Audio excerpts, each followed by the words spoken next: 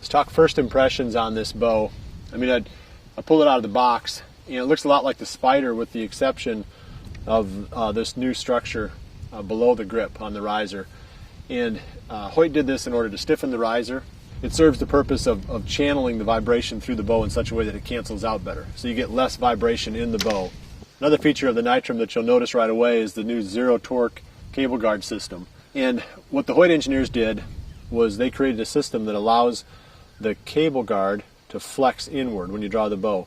And that puts the harnesses more in line with the string and the pressure point that you have on the grip. And that reduces the amount of torque that gets transferred into the riser. So by reducing the way that the cable guard transfers torque into the riser, the bow stays on target better all the way through the shot. There's no torquing or twisting in the riser itself. So it stays pointed better, which is, to me, it's always an indication in my mind when I'm shooting if my riser or my bow jumps straight forward during the shot. And some of that can be how you're holding your release aid and how you're pulling on the string at full draw, but some of it's also built into the design of the bow. So the Hoyt engineers have done a really nice job here of creating the most stable platform that they possibly can. I want to talk for just a few seconds about my first impressions from shooting the new Nitrum. And this is the LD model, the long draw version. First thing I noticed when I shot it was how quick it was. It gets there fast. The arrow makes more noise when it hits the target than the sound of the bow, which is always a good thing.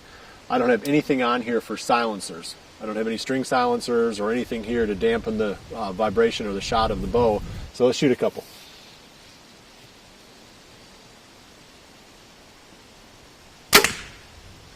It's got a little pop. That's when the string hits the string stopper.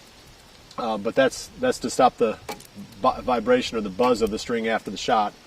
And other than that, I mean, it's a pretty dead quiet bow. So if you haven't upgraded in the past few years, now is the prime time to do it, because you'll notice a big difference with this geometry of bow.